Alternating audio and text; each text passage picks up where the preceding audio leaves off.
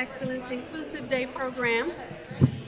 I'm Carolyn Denard, Chief Diversity Officer at Georgia College. I think most of you know me, but that's sort of protocol when you're at the podium. So in case we have visitors, it has become part of the opening school tradition at Georgia College to have a one-day program where we focus on how we can, during the upcoming year, strive to make the excellent work that we all try to do in all of our spaces and places inclusive.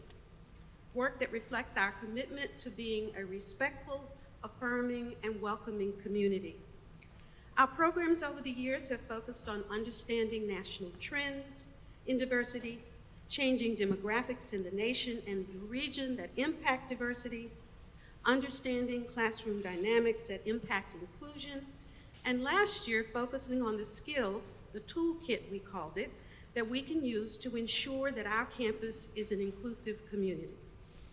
This year, in light of the many challenges over the last year and a half that have impacted our lives, challenges in many cases that directly impact our efforts to achieve an inclusive community, police violence against Black men and women that resulted in the growth of the Black Lives Matter movement, recurring immigration issues that affect the life and the lives of Latino Americans, the COVID-19 pandemic that impacted our collective health, but also spawned Asian American bias, crisis in the Middle East that have heightened anti-Semitism, the growth of the Me Too movement that have heightened our awareness of sexual harassment, the LGBTQ plus bias that has made us focus more on the discrimination against the transgender members of our community, and a host of other challenges that seem to be splintering our society on all levels: social, political, economic,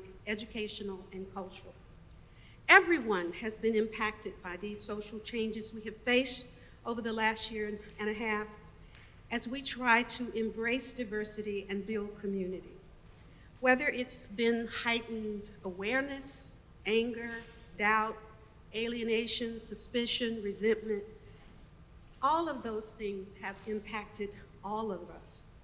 And so we took as our challenge this year to try to chart a path forward, to ask ourselves, where do we go from here? How, in the midst of all the changes and upheavals we all face every day, can we continue to try to build community?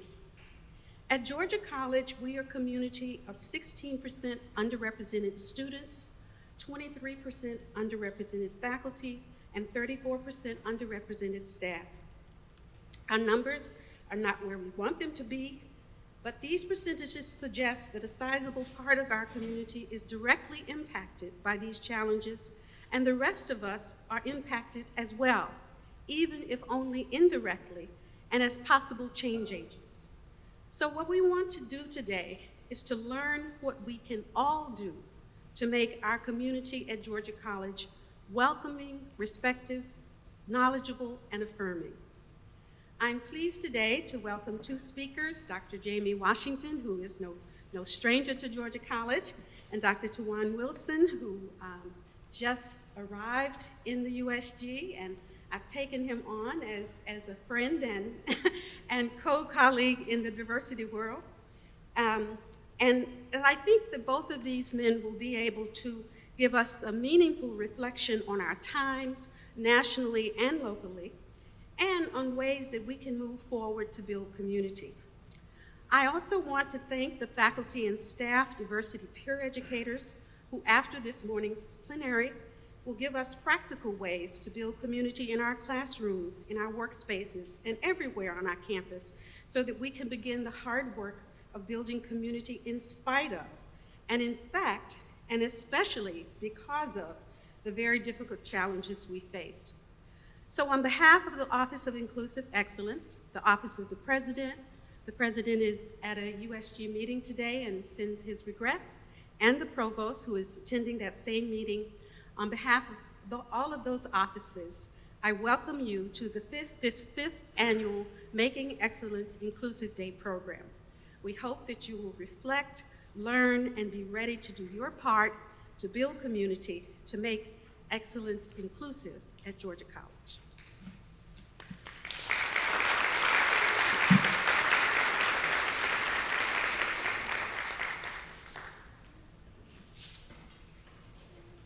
Morning. I'm Dr. Sean Brooks. I have the honor of serving Georgia College as your Vice President for Student Life. The Reverend Dr. Jamie Washington is the president and founder of the Washington Consulting Group, a national diversity consulting group in Washington, D.C.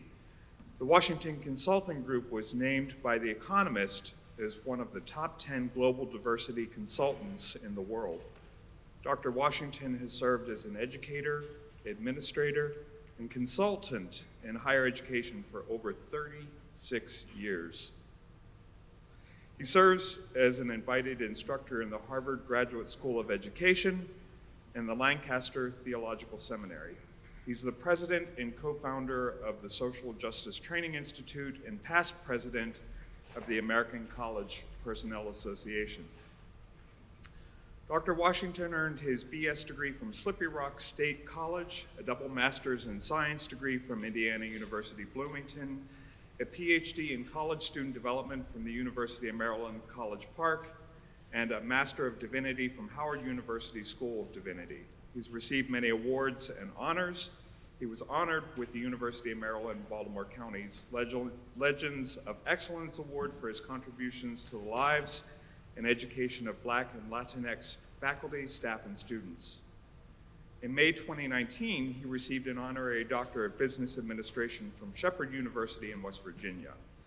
He received the 2020 Inuit Copetus Senior Leader Award from ACPA. He's a member of Omicron Delta Kappa, Golden Key, Alpha Phi Omega, Phi Delta Kappa, and a life member of Alpha Phi Alpha fraternity. In addition to his work in higher education, Dr. Washington has an extensive list of corporate, nonprofit, government, and faith organization clients. Some of his clients include Starbucks, Wachovia and Wells Fargo, Shell Oil, Boston Bank, Greenpeace, Human Rights Campaign, the Task Force, the Peace Corps, the Government Office of Accountability, the Presbyterian Church International, Metropolitan Community Church, and Baptist Church Convention. He's authored several articles, book forwards, and chapters. He's in the process of writing and editing 2 books, The Ride to the Airport, The Real Stories About Diversity, Equity, and Inclusion, and Called Out to Serve, LGBTQ+ clergy answering the call to ministry. He's a passionate, inspiring, and strategic thinker on issues of organizational change through a diversity and excellence inclusion lens. Dr. Washington also serves as the pastor of Unity Fellowship Church of Baltimore and is an elder in the Unity Fellowship Church movement. He's the grandfather of 7, great uncle to 8. His hobbies include his grandchildren, cooking, and music. Known as the engagement specialist, he sees himself as an instrument of change. He works every day to help people find the best in themselves and others. Dr. Washington is not a stranger to Georgia College. He visited the campus in 2016 when he led a series of workshops on creating and sustaining social change for members of the college community and delivered a keynote address, Leadership and Diversity in the 21st Century, as part of the Social Justice Lecture Series. We're pleased this morning to welcome Dr. Washington back to Georgia College for this Making Inclusive Excellence program. He will offer us what I know will be an inspiring reflection on today's theme, where do we go from here, building community in a challenging time. Please give a warm college welcome to my very special friend, the Reverend Dr. Jamie Washington.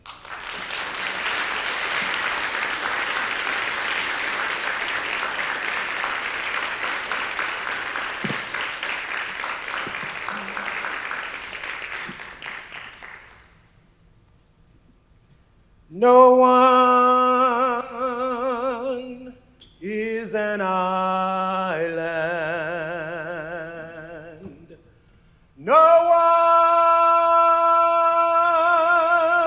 one stands alone. Each one's joy is joy to me. Each one's grief is my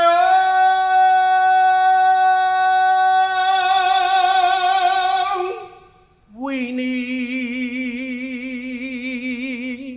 one another.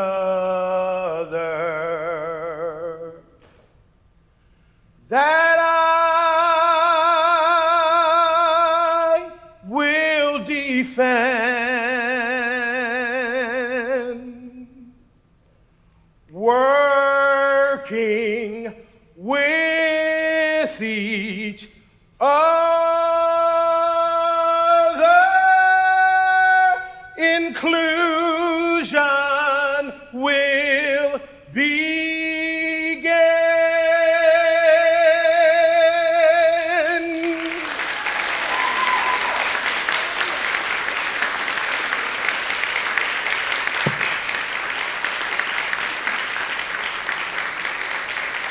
Thank you so much.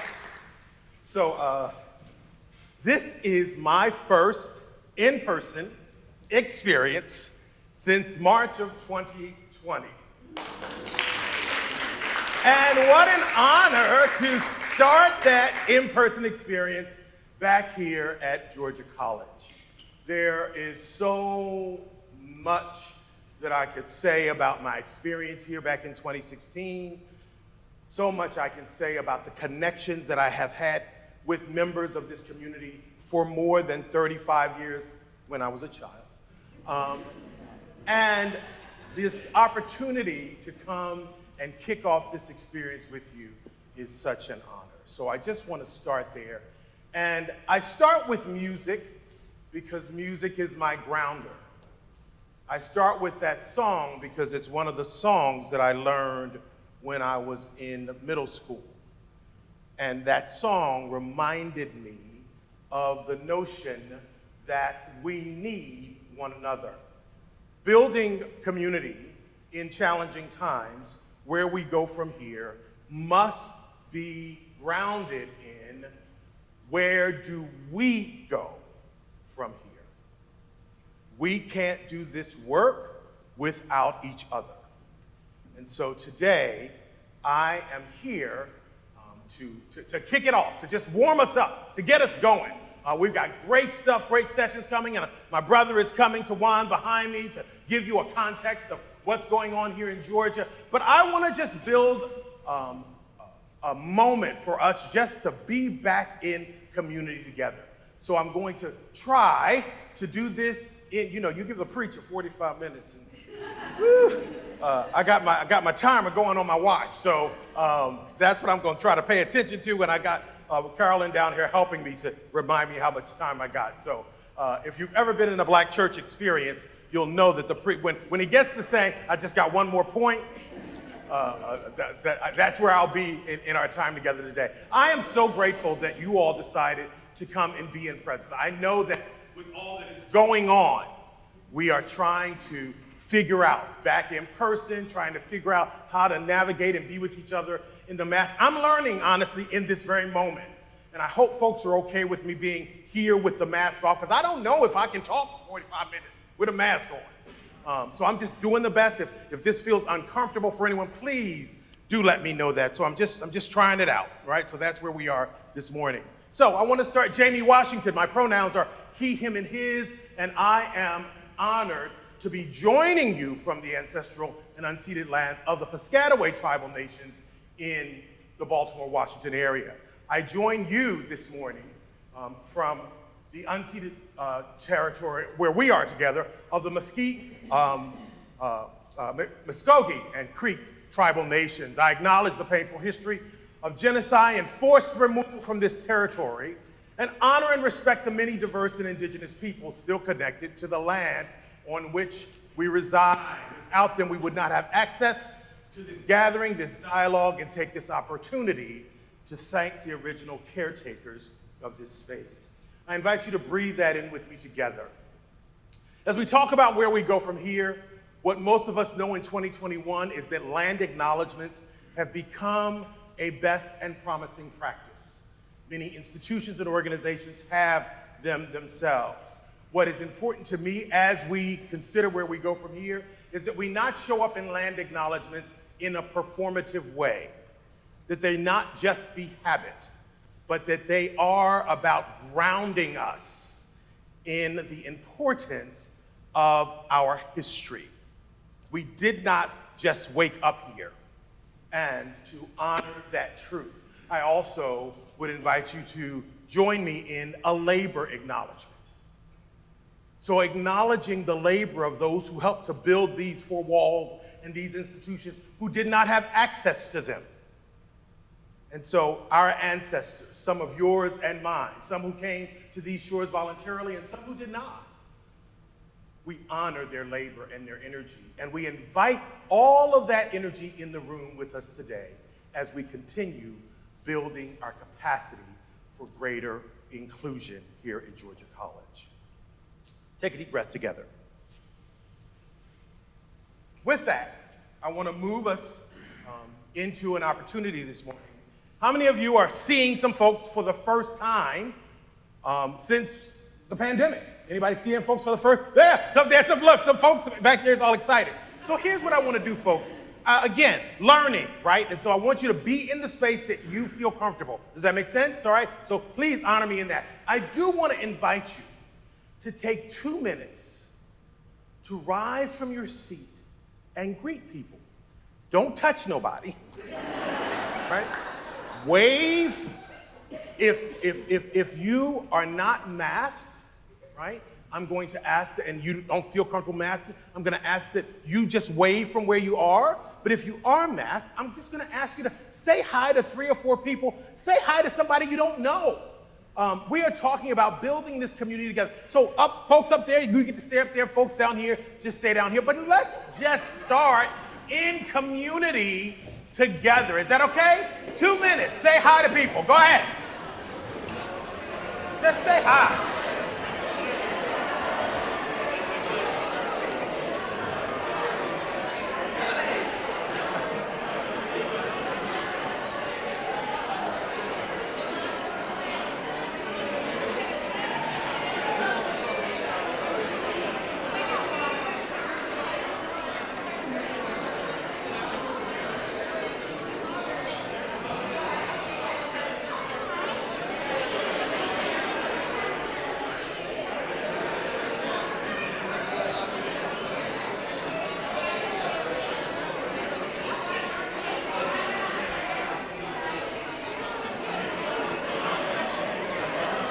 Excellent. 1 minute. 1 more minute.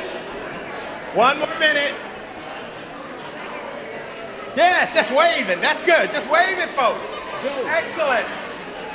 Excellent.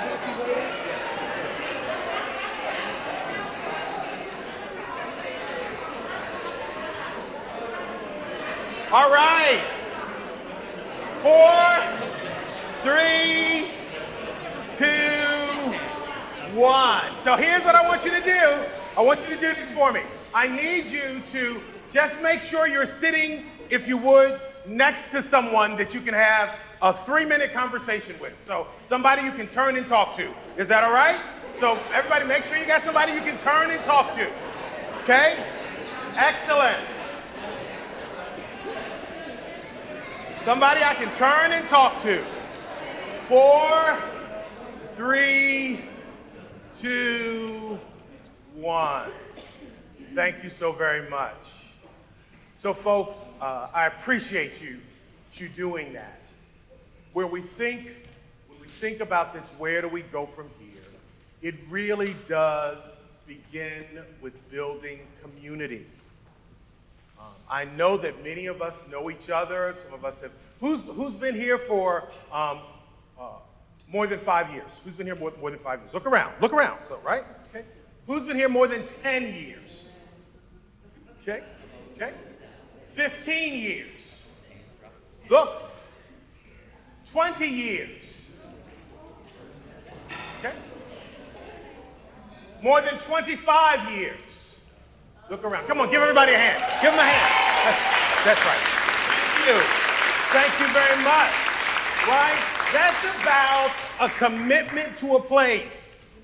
Right? And so we know that, You know, so for some of us, this is our hometown. For some of us, we came here for school. For some of us, we moved here because of our partners and our spouses and all kinds of other reasons that brought us to this space. But we are here together to help build this community that is committed to preparing the next generation of leaders.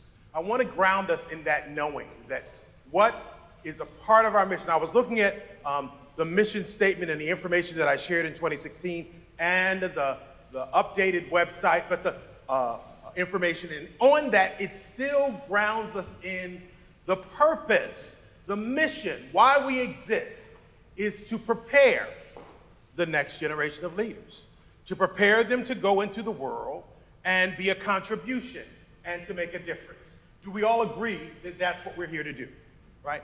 And all of us, regardless to our functions and our roles, have a part in making that happen, right? With that, the next generation of leaders will need the skills, the capacity, and the ability to engage effectively within, about, and across difference. They will need the skills, the capacity, and the abilities to lead and engage effectively within, about, and across difference. If we are graduating folks, if we are hiring folks, if we are engaging folks who do not know how to engage with folks who are like them and different from them, we are not able to fulfill our mission. Does that make sense? Right? Okay. And so again, folks, and in the question and answer period, you get to say, Jamie, I don't think so. Right? So this is why I think about that. So I always say whenever I get up to say something, you don't have to agree with me. But I want to invite you into the space that I am operating from. That is what I absolutely believe. That is why I get on planes and put on masks and travel to places to engage institutions to help them prepare to do what I believe the mission of higher education is. And so with that name, I want you just to take a few minutes. Given what Carolyn did so beautifully, which was set the context, and all that we've gone through and all that we've been through and all that we're going through, even as we transition back into this academic year. I just want to give you a moment to just get in the room. How many of us know we can be in the room and not in the room? Like, I'm here, but I'm not really here, right? We learned that very well during these last years of engaging in boxes. You know, the Zooms, the Teams. We could be there, but not there. Like, I'm actually cooking dinner.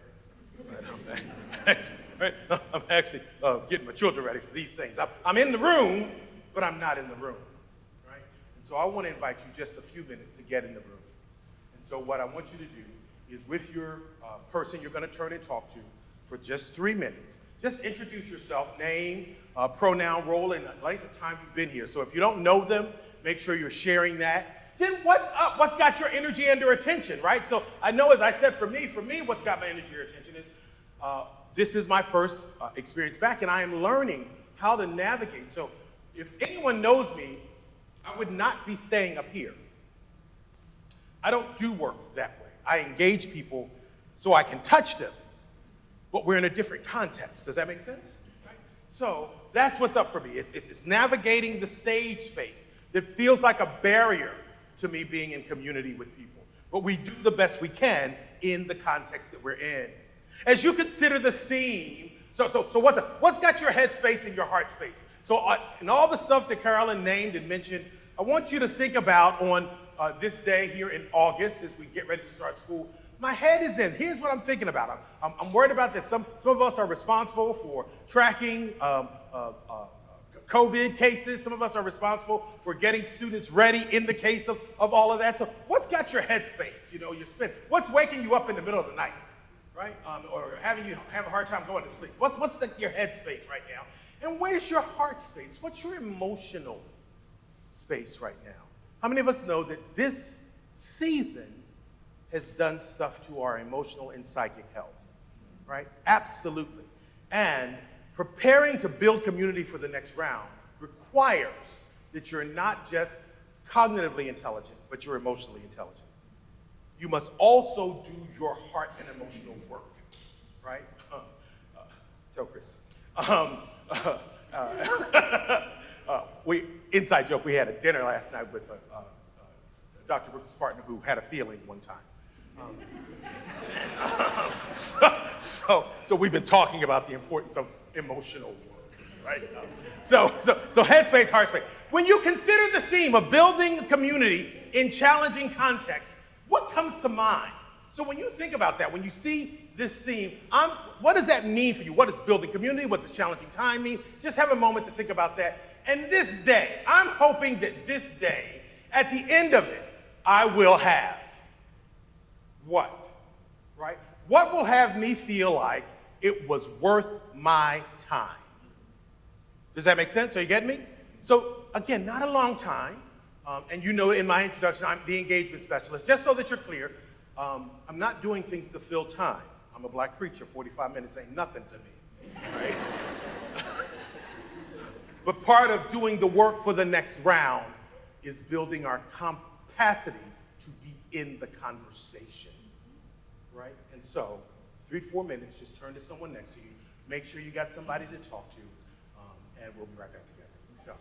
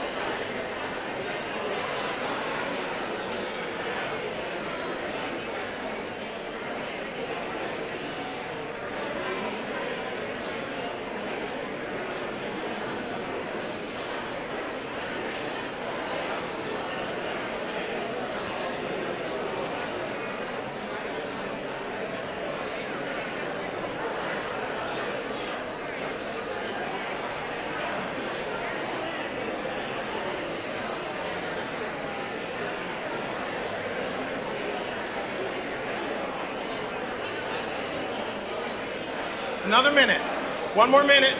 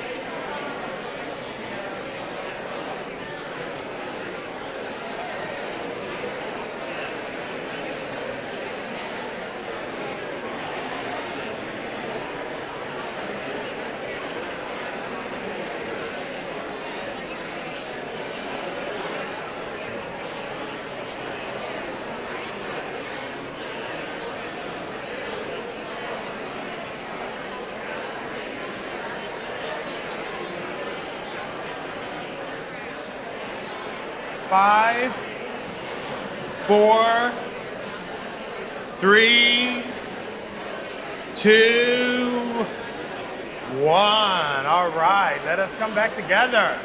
Thank you. Thank you. Appreciate your partners. Appreciate them. Those who you had conversation with. Fist bombs, elbow bombs. Give them appreciation. Say thank you for just taking the time. Absolutely. Absolutely. Let me ask you a question. How many of you could have kept talking? How many of you could have kept talking? Look around, okay? That is a good indicator that you are in real conversation, okay? If you were saying, it ain't been 3 minutes yet? Oh, gosh. Come on now, get at it. If that's what you were doing good workshop participant. You were in a performative space, not an engaged space. And I don't say that from a judgment place. I say it from an awareness place. Is that making sense?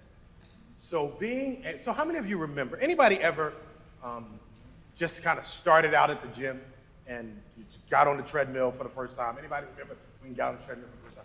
Remember when, and if you had a personal trainer like I did, and he said, and I got on, and he says, I want you to do that for 20 minutes. Like, I want a lot of things, but remember when you would start out and it's like, all I got is 5. I don't have no more than 5 minutes in it, right? And your personal trainer, your coach would say, come on, you got another minute. Keep going, don't quit. And I'm here today to support you in the keep going, right? The doing better, the doing more the next round. Because all of us start out. I remember when I could just do the 6 minutes, and then when the 20 minutes wasn't a thing, right? And then when 45 minutes wasn't a thing. Is that making sense to you? Are you getting me? But it didn't happen without practice. And my experience is that a lot of folks are coming to this work not having been to practice. And they show up in times of crisis, not prepared to engage. And so what I'm inviting you into as you start this year is more active practice in these conversations. Not just when something happens, not just when there is an issue, but to be and integrate this work into our daily conversations. Is that landing, right? And so my hope is that you've had a moment just to engage, and if we had more time, we might talk through and invite some of your voices into this, but I just want you to pay attention to both where you are in your head and your heart. What's got your energy, right? And so if you're focused on or worried about, mama or daddy or children, or children starting school. Anybody got children starting school, right? And trying to figure out whether are they going in person? Are they not going in person? And what are we navigating in terms of that? Are we navigating new staff? All those things. What's got our headspace and our emotional space? Some of us have not taken a break. Some of us have lost folks. There's so much going on. And so you must start and get grounded in where you are. And we are talking about engaging in a trauma-informed context. In a trauma-informed context. And all of us have shared that trauma and varying levels of that trauma together, right? So just be present with yourself. To be present with this theme as we navigated this amazing diversity action plan that's coming out, and we'll talk some more about that. But I want you to think about, in my role, in whatever space I occupy here at Georgia College, what does building an inclusive community mean for me? What does it mean to really consider, where do I go from here? I ask you to personalize it, building community for the next round. What do I need? That's what today needs to be focused on for you. There are 4 different sessions this afternoon. Where do I need to go, and where do I need to be spending my time and energy, right? Building my capacity for the next round. With that, I want to name my intentions for this space. So over the next 20 minutes, I want to help us to begin to deepen the level of authentic conversation as we engage about building community within diversity, equity, and inclusion lens. Deepen the level of authentic conversation. All of you know, or many of you know who have seen me before, I believe that we can all be honest without being fully authentic. Like we can tell the truth, but not say everything. I like that blouse. That skirt.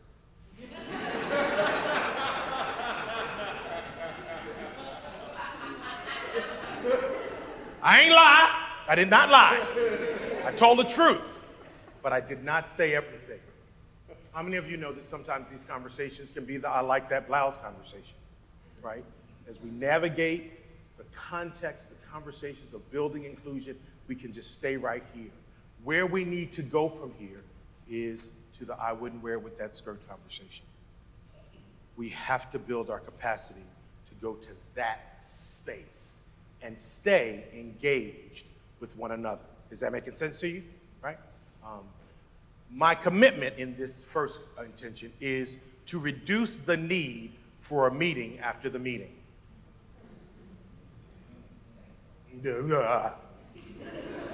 Who's been to a meeting after the meeting? Who's been to a meeting after the meeting? So now if your hand is not up, you probably called the meeting. You have. You've been to the meeting after the meeting. And what we're talking about for the next round is the importance of being able to have the conversations we need to have in the space. Is that landing, folks? Are you getting that? And so why? So I'm not talking about having a meeting after the meeting with Carolyn because, so Carolyn, I didn't fully understand this in the meeting. So and what was that? What was it, right? Sean, you know, can you tell me more about what that was? We didn't have enough time, so that meeting after the meeting is okay. I'm talking about this meeting after the meeting. Did you hear? Shit.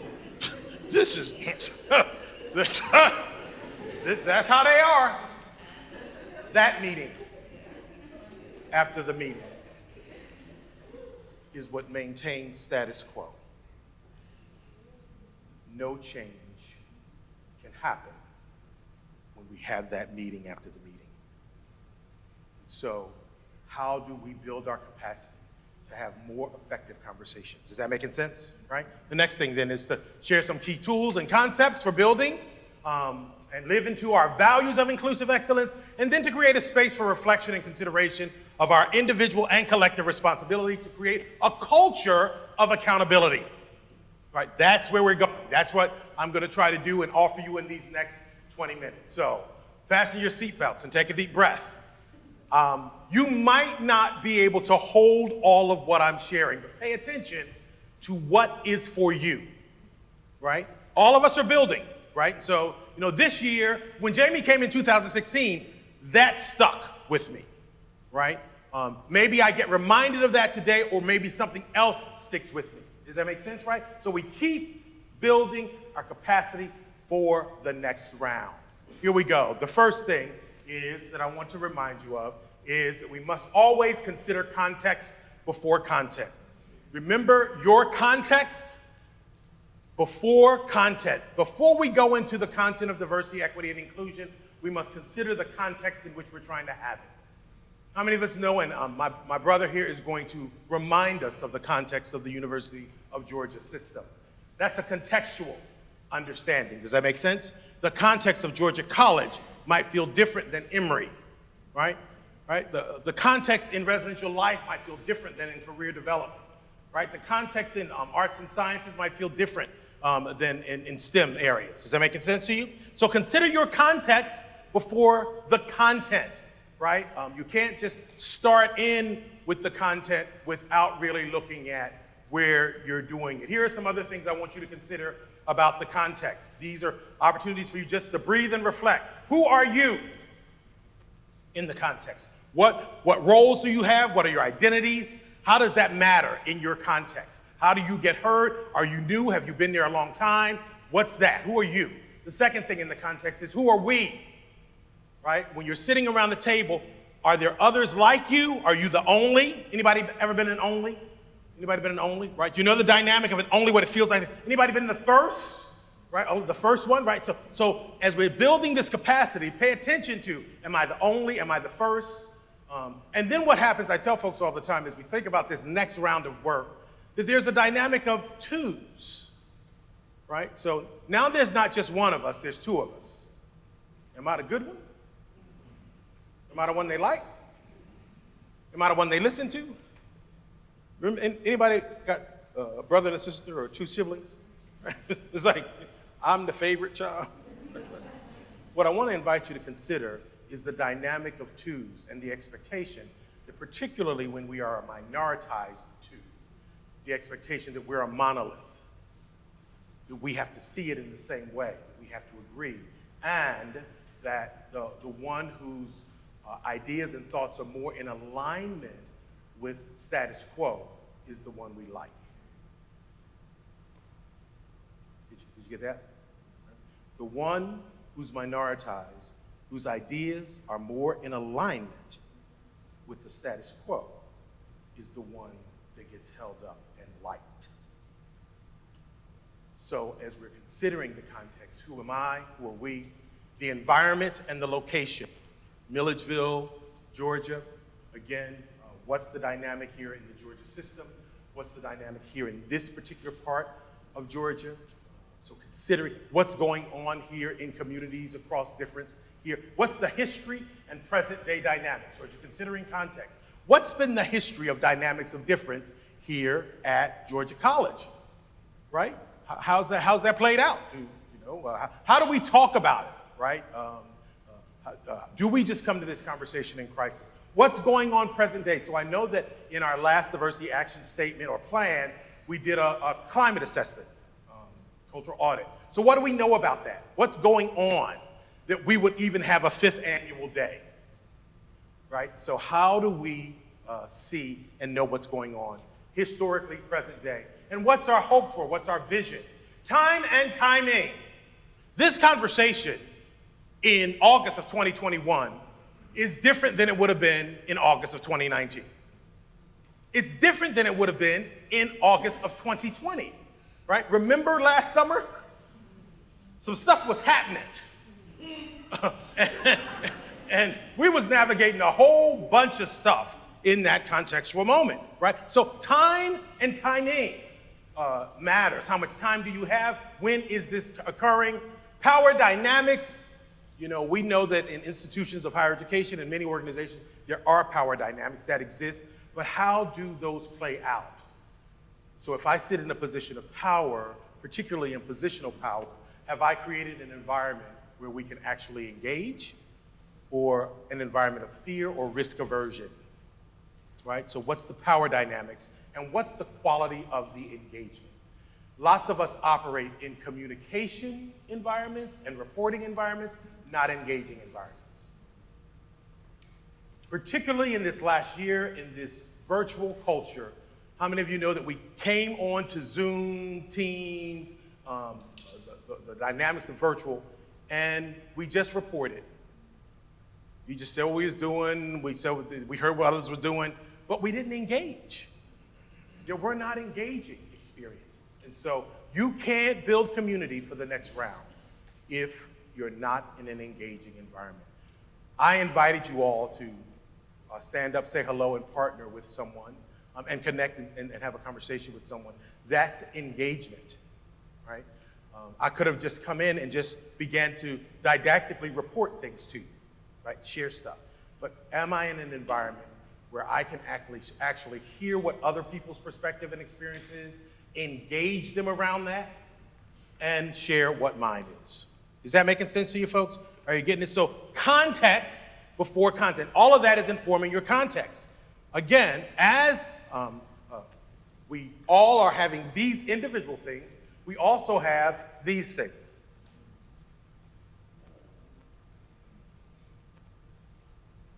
Pandemic number 1. Pandemic number 2. Uprising. Responses. Returning to school last fall in a different way than we ever did. Mask. Social distancing. Former presidential response to these conversations with an executive order that we should not even be talking about these things in this way because it is anti-American propaganda. The vote, the election of 2020 resulted in Kamala Harris and President Biden, and we end the year and we try to breathe. And then we start 2021, January 6th. insurrection. Inauguration, call for impeachment. Vaccine, Asian hate. Derek Chauvin trial with the guilty verdict. And today, Delta variant. Context before content. Challenging times. Take a deep breath.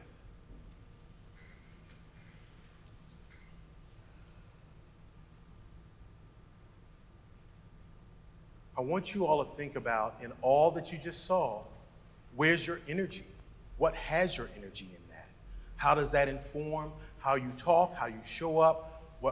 Again, I talk about the day of the Derek Chauvin trial. What I heard in so many of the spaces that I was leading and helping to occupy was folks were holding their breath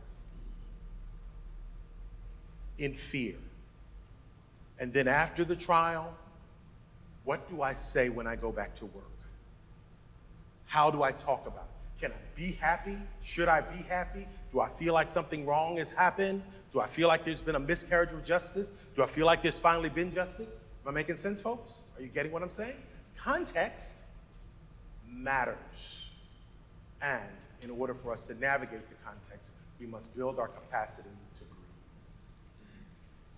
Connected to that is what you've noticed that I keep asking you is how many folks relate. Do you see me doing that? So anybody relate? Anybody see that? Anybody get? I'm asking you that. Why am I asking you that? Because one of the dynamics that we need for building community for the next round is the skill and the tool of joining. Joining, not leaving people alone. Who's been in a meeting, someone has said something, and everybody went like this?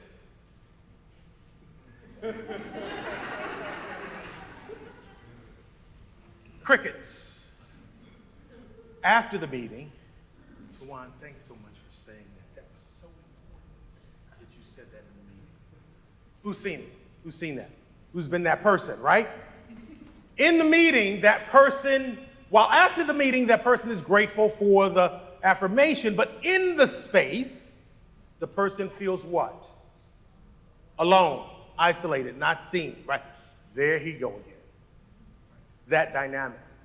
If you are to build community in the context of challenging times, we must build our capacity to join, not leave people alone, especially when they say the unsaid.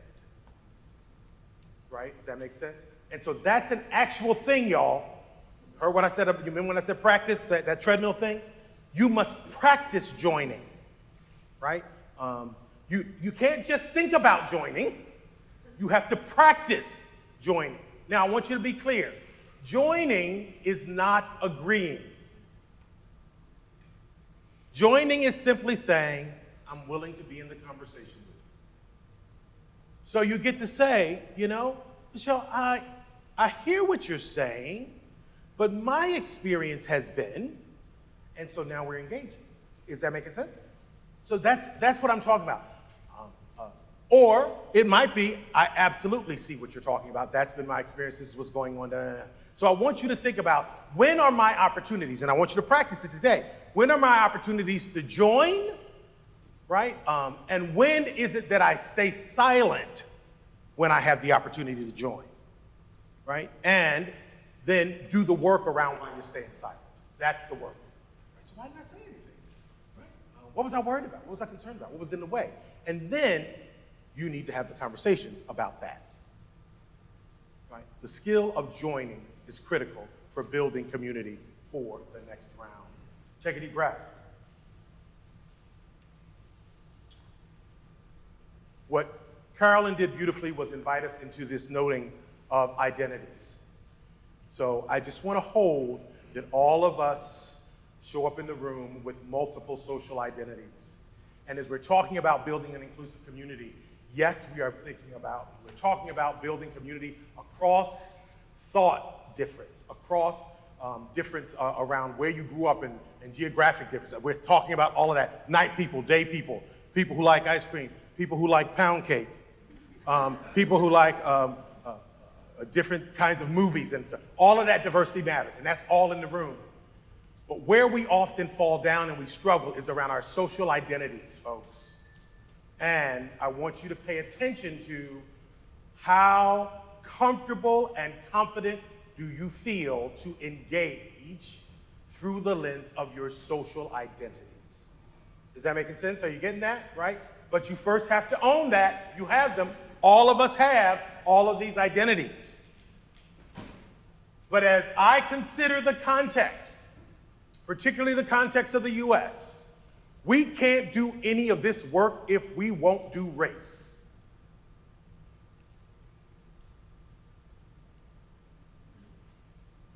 We cannot do building capacity and inclusion work in the context of the US if you won't do race. Now repeat after me. Jamie did not say. Race was all that mattered. Say it again. Jamie did not say. Race was all that mattered. You got that recorded back there, my friend, right? Exactly. Excellent. So, folks, you don't go out and lie on me. Don't say the big black man came in here and told us race was all that mattered. No, that is not what I said. What I did say is, given our context, we must do race. Everything else matters. Injustice anywhere is a threat to justice everywhere. And we have to build our capacity to engage across gender, gender identity, sexual orientation, religious differences, class and age, all of that, nationality, all of that, veteran status, all of it is critical.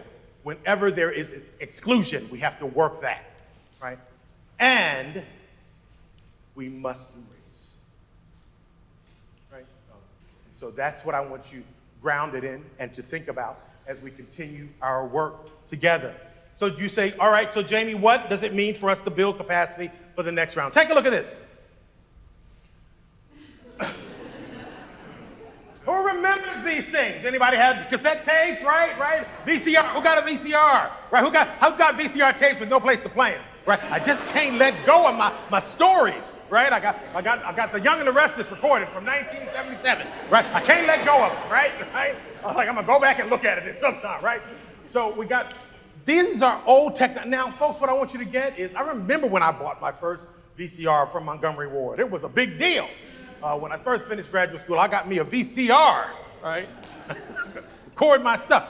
All of these things were cutting edge when they came out. They mattered. Does that make sense? They took us to the next level. But if we tried to operate today using these technologies, wouldn't we be left behind? Couldn't have done them Zoom meetings with them computers, right? Some of our children and grandchildren are like, what's that? How you know who calling, right? You know, so all of these well, how you get to the car with that, right? You know, right? So felt awful bulky, right? So if we try today to operate with this technology, we'd be left behind. My experience is, folks are trying to build diverse communities with old diversity technology. And it's time for an upgrade. In my last 5 minutes, I want to talk about what I mean. What, Jamie, is old technology? I don't see color. I just see people as people. Equality is equal. Treat everybody the same. That's all we need to do, and everything will be well. We are the world. We are the world. How many of you remember that? Anybody remember that? Right? That was my song until it wasn't, right? Because it was just all the time, right? But I remember how important it felt for us to be together in community and to honor that we are the world. We are the children. We are the ones who make a better day, so just start giving, right? Remembering all of that, it meant something. But it created this dynamic of, let's just all get along. Let's not have hard conversations. Let's not see where there are injustices. Let's just all be together. Am I making sense? We are the world. America is not a melting pot, but a salad bowl. Remember that as we move into that old technology. And particularly as we think about that, anybody, so we move from the melting pot, how meshing us all together, to this space where everybody gets to keep their flavor and their identity, but we didn't pay attention to the context in which they had to keep it, which was the bowl, right? And the power of, if you don't fit into the bowl, how you have to cut up, leave parts of you in different places.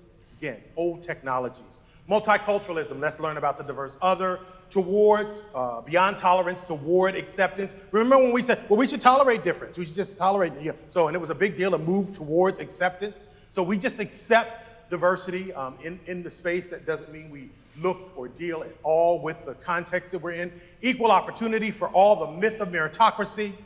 Rugged individualism, everybody can do it. Just pull yourself up by your bootstrap, everybody.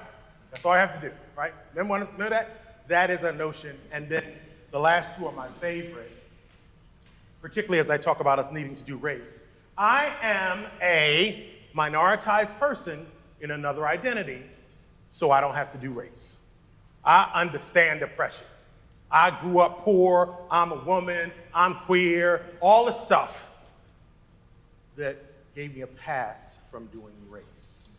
And that's old technology, folks. Then finally I have BIPOC friends, Black, Indigenous, people of color friends, right? So my best friend is one, right? We confuse proximity with capacity. And just because you've been around or near or taught or supervised across difference doesn't mean you've engaged the difference. And so if we are going to build our capacity to move into spaces of accountability, we must upgrade. How many of you have ever had to upgrade your technologies? Anybody had to upgrade your technologies? How many folks know that I don't always want to do that, right? So upgrading my technology, I want you to think about what gets in the way of people upgrading. I hear stuff like cost. I'm comfortable with the way things are, right? It takes time, right? How many of you have seen that update available and said, not now? It's gonna mess up stuff, glitches are gonna happen. I'm familiar with the old way. And so many of us operate around diversity, equity, inclusion with, can't we just leave it the way it was? And in order for us to really consider where we go from here, we have to do the upgrade. And the upgrades include these things. How many of us know no upgrade fixes everything, right? You'll get that little notification that says this upgrade will address these things. What I'm sharing today is this isn't a start all and end all. This isn't everything. But if we're talking about building community in challenging times, here are 5 things I would invite you to do in the context of building accountability. First, you must create an environment where it is safe to and brave to learn, right? It is not necessary to know everything. You have to be willing and have to be able to learn stuff, right? We get into this whole notion of woke Olympics and cancel culture. It's a dynamic, folks, that does not help to build community, right? So how do we, again, build community where it's safe a safe and brave space? Connected to that, folks, is I don't want you to confuse safety with comfort. All too often, folks think when we say a safe space that we're talking about nobody can be uncomfortable.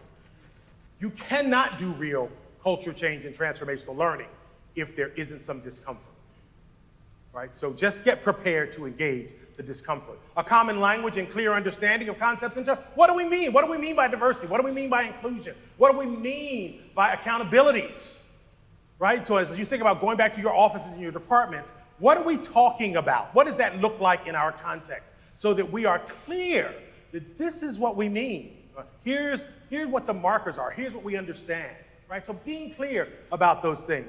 The diversity, equity, focus must not be an excuse to not engage the dynamics of race and racism. So here's this purple box, this big purple box right here is the one that I feel like I have contributed to over these last 30 some odd years. Because as I moved into the late 90s and 2000, I was one of the people who was out there who was like, DEI, DEI, diversity, equity, and inclusion, everything matters. That was my mantra.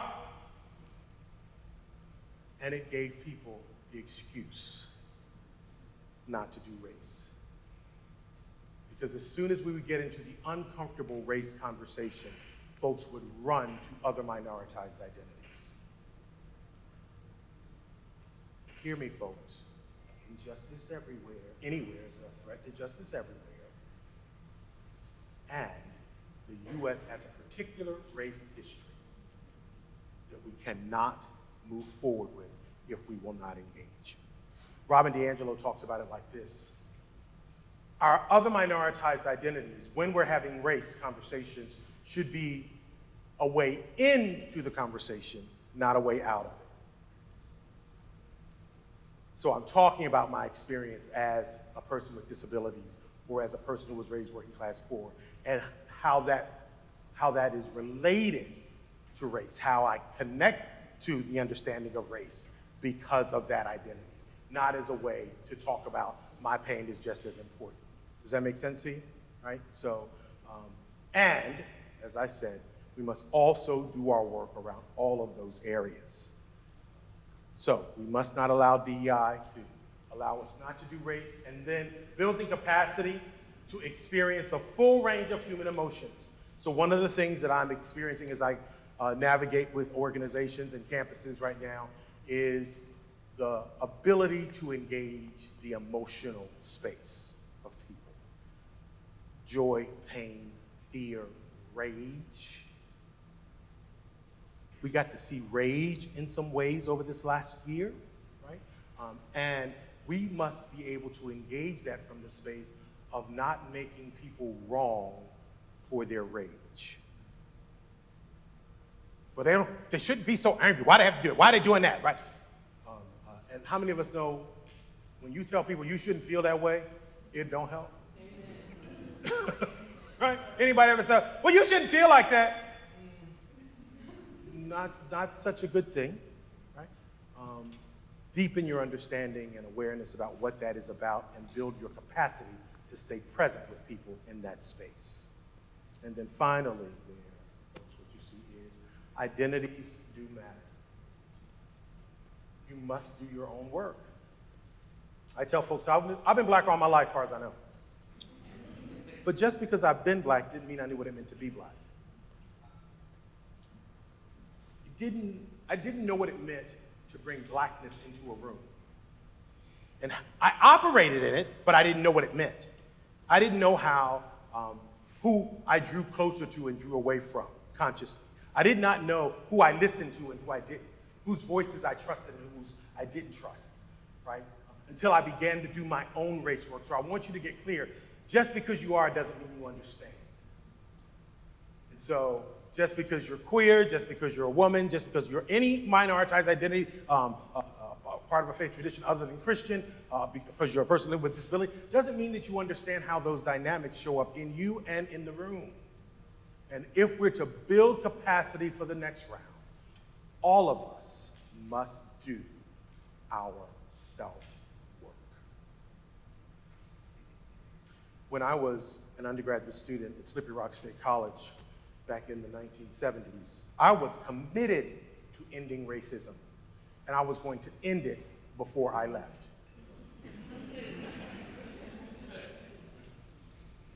Well, so much for that. Still working. Then I left Slippery Rock and I went to Indiana University in Bloomington and discovered sexism. Who knew, right? And so I got mad and I was going to end sexism too. I was going to end that one before I left. Me Too is still working on that. What I'm saying, folks, is as we come together at this 5th annual Diversity, Excellence, and Inclusion Day, ours may not be to end it, might not be to fix it. Ours may simply be to leave it better than we found it. And so I invite you to consider, where do you go from here? What's your next step? How will you be engaged in the conversation? How will you create brave spaces? How will you help our departments in our areas get clear about how will you pay attention to when we are trying to have a race conversation, that it goes off into other spaces, that we're not able to stay present in that? How will you engage people's full range of emotions and do your self work? That's your charge. How will you hold yourself and others accountable for living into that truth? I believe you can. I hope you will.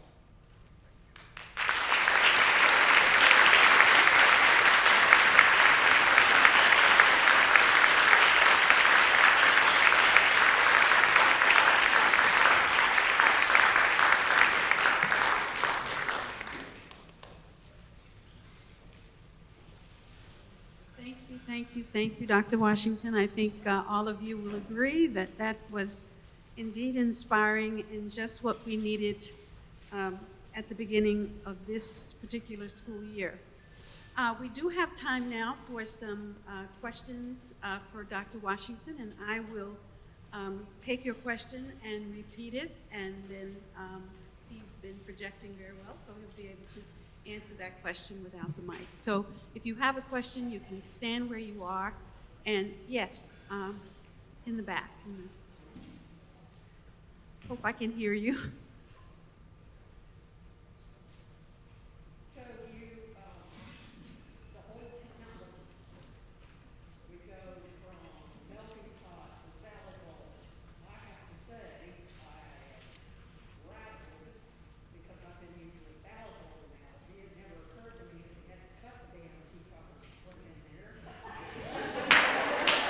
Me neither.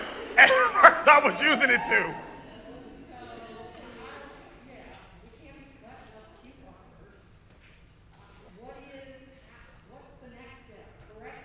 Yeah, thank you. I so appreciate. Let's appreciate it, just for even asking that question, right? So what you just did beautifully was honor. I've been holding some old technology. I've been doing that, and so how do we talk about this, right? Beyond that kind of salad bowl place, right? So again, what we want to, I think what we want to begin to engage is, what's the container that we are asking people to fit into, right? To ask that, and do we need to get a new container, right? Do we need to, get some Tupperware or something that's going to be more malleable, or what? We have to be willing to be in the question, the engagement. So it's as if the container is culture. Exactly. And we can expand that. That's right. Yep, absolutely. Thank you. Another question? There's a hand right there. Oh, okay. Nadira. What's your renewal source for not getting burnt out in your I drink.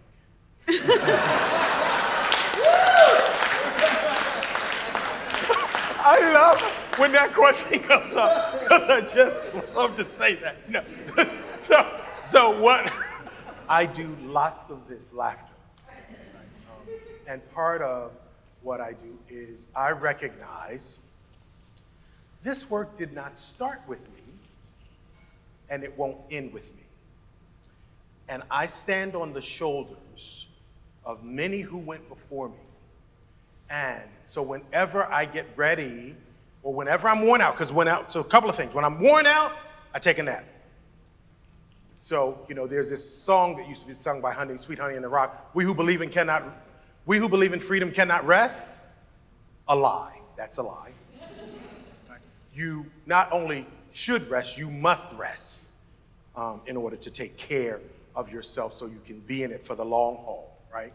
The second thing is, I have 15 grandchildren, and I know the planet that I want to leave for them, right? And so I focus on the children and the joy that they bring. I find joy in my life. That doesn't mean I don't see all the stuff, right? Some days I just, not right now, not today. It's all still there, and I recognize I have to do my part. And what I've learned also is everything is not mine to do. So I used to be the person who said, how you gonna call yourself up and not? And so I expected everybody to show up with the same level of passion and commitment to this work that I have. And I got clear, it's not their calling, it's yours. And so whenever I'm in a room, I'm looking to prepare everybody to lead and engage effectively across difference. It's everybody's responsibility to understand what it means to be in a diverse community. When I'm at colleges and universities and spaces like this, I'm talking to leaders, because you are the folks who have to supervise, lead, teach, train, and so you need to have the capacity to lead people with that lens. And I'm also in the room looking for my replacement. Who has been called to fill my spot? And so I tell folks, I care about lots of things. The environment, homelessness, I care about lots of stuff. And I feel like I get to do my part. But that's not what I'm called to shift. Right? And so get clear about what you're called to shift, get in community with others who are doing that, and have some fun and find some joy. It is an absolute must if we're going to be in it for the long haul. When I show up in a room, when anyone shows up in a room and says, it's worse now than ever, we never, nothing's changed, I quickly shut that down. Because when they do that, they dishonor my grandmother, who cleaned houses and raised white people's children so that I could have the right to be on this stage today. It's not the same. The work does continue. Thank you, Adira. Another question? Yes. I wanted to ask about, teach race and drama a lot, and we have middle-class, primarily white students, and there's a lot of black guilt, and I don't know how to say get over yourself in a nice way.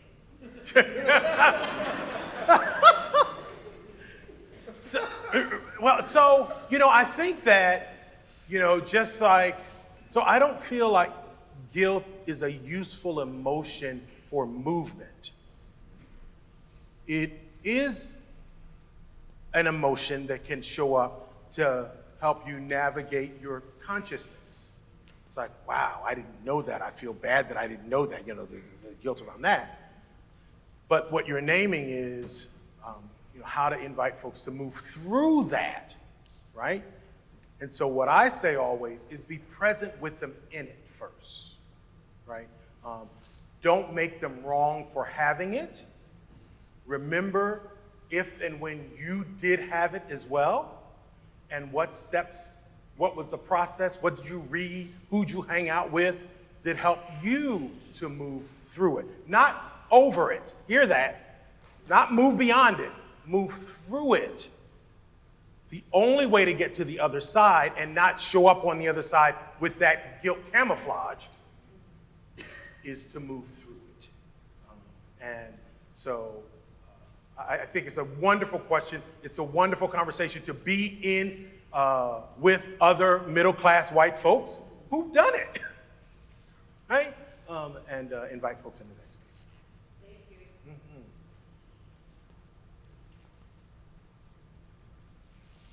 Yes. How do you tackle the trust issue? You are an only, you are one of two probably, you are a first, and you're in this environment and you're not quite sure, do I trust these individuals? Are they really genuine? When they say come over to my place anytime, do they really mean it? Everybody take a deep breath. Anybody in long-term relationships, have been in one, want to be in one, trying to get out of one? Anybody? so I gave you a bunch of options, so nobody knows what your hand is really up for. So the major dynamics in this work, that get in the way and that block us are fear and trust. Navigating fear and trust. And I always say to folks, building trust is one thing, rebuilding trust is a whole nother, right?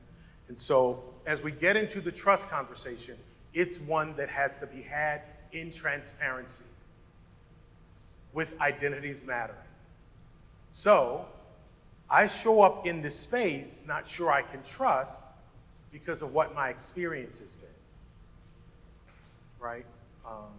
And so it is going to take a different kind of effort for me to feel comfortable moving into that space with you. That has to be the engaged conversation, right? And so the folks say, oh, like I don't know why he didn't trust, why I didn't feel safe, wanted to come over here. Right? I don't know why that was. Well, what do you know about that, right? And so it is both on the person who is trying to trust and the folks who are trying to gain trust to recognize there is a reason why trust is an issue, right? And that, you know, with any relationship, it takes work to build relationship. I can't trust you if I don't know you, right? So there's only a degree of trust, and then if I'm just very trusting and I start out trusting, if that trust gets violated, then it's a whole nother thing.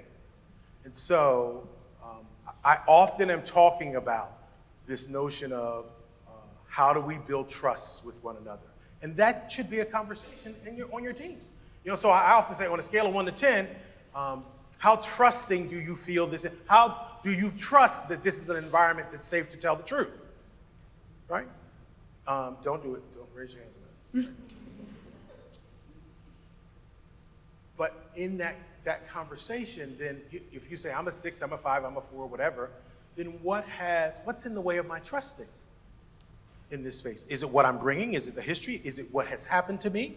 Right? So you have to be willing to be in the trust conversation. I often will say, though, you want to get in that conversation before an issue of trust is up. Mm-hmm.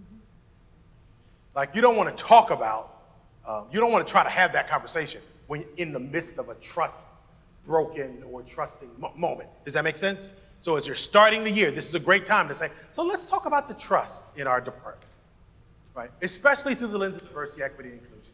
Let's talk about that, right? If that's not something you say at a meeting, is that something I say to the manager or supervisor? If I am a manager or supervisor or faculty member, how do I raise trust so that it is not a dynamic that hampers our work around building community? You have to talk about it. There's no way around it. Again, as I said, that should not be just on the backs of minoritized persons.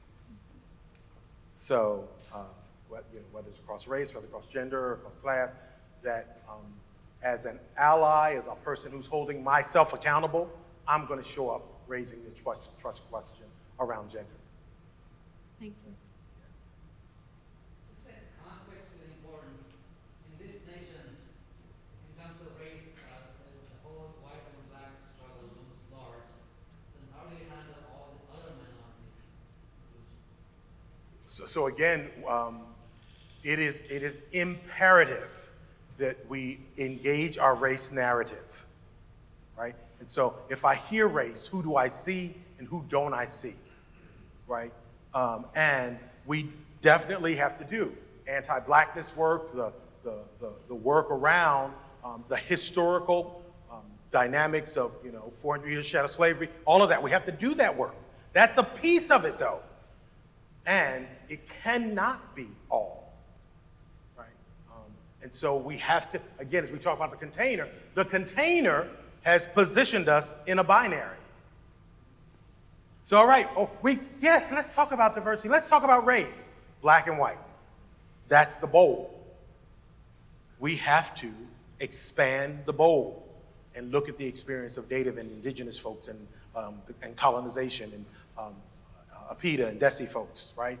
Asian Pacific Islander, DESI, Latino and Latinx, mixed beyond a monoracial conversation, mixed race, and what that looks like, what that's about. So we have to broaden what we mean when we're talking about race, but broaden that without blaming black people for it not being broad. All we ever talk about is black. Like I did that? And so that can also look like a way out of engaging the anti-blackness and racism that is shown up in that way. So we have to expand, but we cannot blame folks of African descent for the reason that we operate in this binary. Will you please join me again in thanking Washington.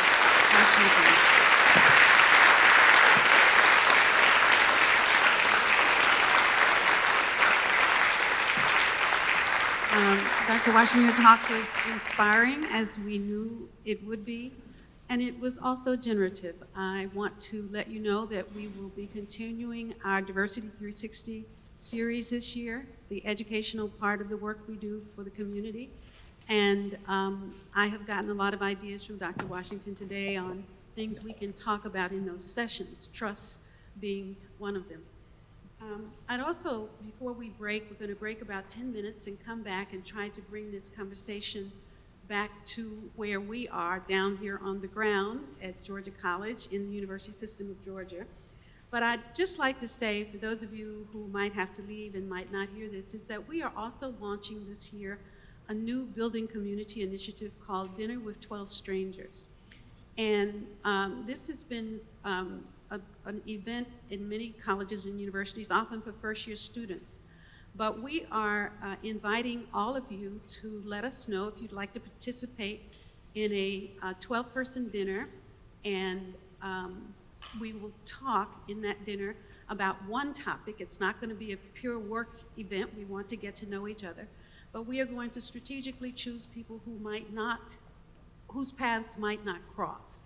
And so on front page tomorrow, there will be another announcement about the Dinner with 12 Strangers. The first one will be on September 16th, and there will be 2 others this semester on October 21st and November 18th. So please, if you're interested in participating in that conversation and having that dinner, then I certainly would encourage you to sign up. So now let's take about a 10-minute break. Well, not 10 minutes, I'm sorry, I'm looking at that was in my notes. But we're a little bit over, so let's just take a 5-minute break. I think there's juice and coffee outside, and then I will be happy to bring, very proud actually, to bring our newest member of the diversity team in the University System of Georgia, Dr. Tawan Wilson, and he will talk about building community in the university system and at Georgia College. Thank you, and we'll meet back here in 5